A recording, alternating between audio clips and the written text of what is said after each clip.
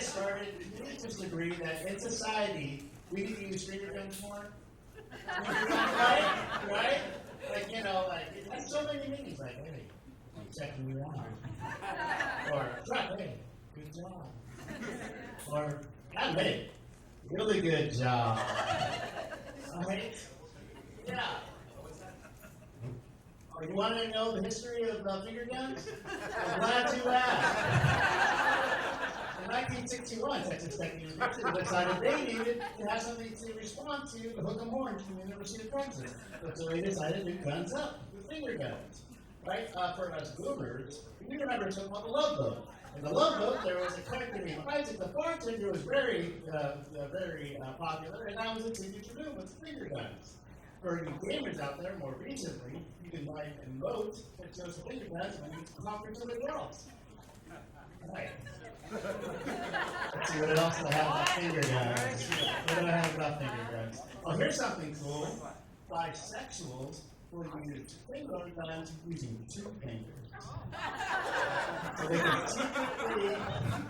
can secretly communicate that they're bisexual. She's not in her head. She knows what I'm talking about. But everybody loves finger guns, right? Everybody except for like bank tellers, TSA agents, and generally handsome people. No, I like finger guns because it's an easy gesture to show the camaraderie.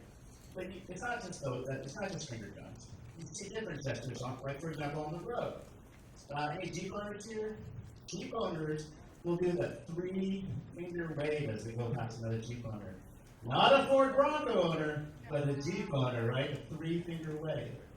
And motorcyclists, this is cool.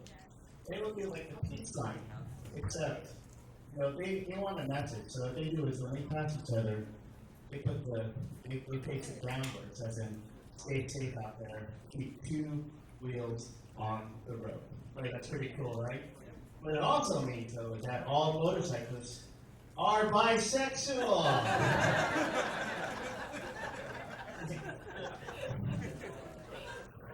Not to be outdone, Tesla owners have their own thing. They like to show how high tech they are, so when they pass each other, they'll do the motion of jets taking off. You know what I mean?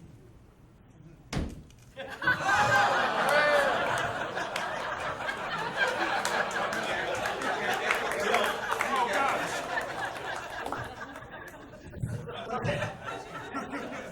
I know I get it, because sometimes people are like, hey man, what are you suggesting? All right. Yeah, so thanks for coming out. I know for a fact that several of you have bypassed pickleball to be here tonight. So thank you very much for that. I myself, I like pickleball a lot, but my favorite sport to play is whack shit. Yeah, some of you guys call it golf, but when I play, it's like, shit! Shit! Okay, that was ridiculous, but thanks for coming out. I know that you guys have choices, so okay. I feel like we have to tell jokes because nowadays things are so tense, right? Things are so tense in society. You know there's a new law in China that U.S. government officials in China cannot have sex with Chinese citizens. So if you are a U.S. government official in China, you can have sex with a citizen even if you live there.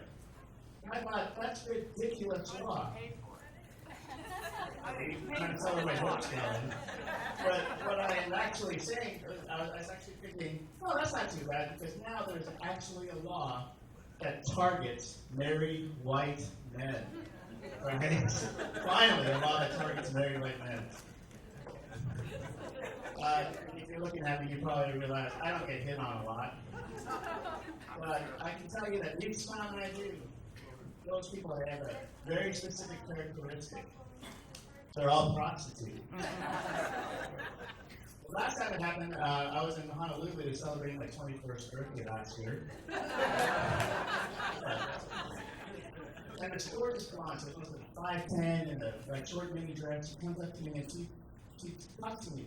Perfect Japanese dialect. She goes, oh my God, that's wrong. I decided to play along and say, oh, on that 210.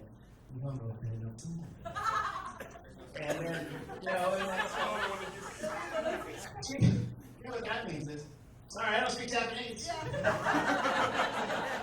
But I know I had some of you fools, I know I had some of you fools. And that joke was brought to you by Google Translate. No, I'm a 54-year-old Japanese American, and I actually went to Japan for the first time last month, right? And, you know, I'm not gonna lie, I'm gonna move there. Not because of the rich culture, not because of the awesome food, and not because there are millions of beautiful people that look exactly like me. Right? It's because of the toilets. Japanese toilets. Anybody in here have the Japanese toilet experience? It's life-changing. You go in, and then you go into the bathroom, the lid's automatically. The light turns on, you know, and then you sit down and either cool the tea with it cool or heat depending on the ambient room temperature. There's a button that plays music, you know, to cover up any unpleasant noises. Right? And then when you're done, there's warm soapy water that's like it shoots right up there, pinpoint accuracy, and it cleans you, right? And so it dries off as well. But I heard this. It doesn't work for 50% of Americans, so it's not perfect. And then I asked why. It was because, well, they don't work for huge assholes. Well, I didn't say which half. I did not say which half, but I made it political.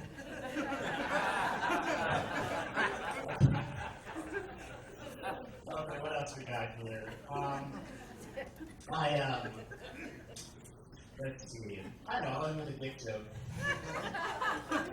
Anybody out here have nicknames for your peanuts?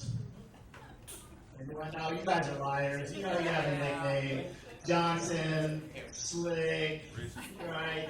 What was that? Rizzy? Maybe 20 years ago. My wife sits here today. She actually calls mine David.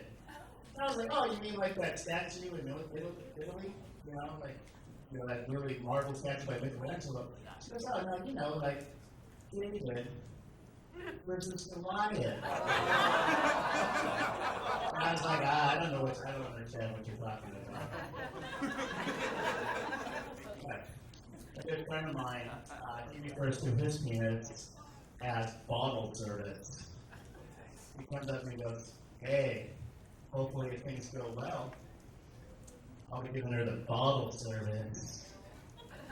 Which is kind of ironic because I will often refer to mine as a mini bar. I said, we try to avoid it, but if you get really desperate,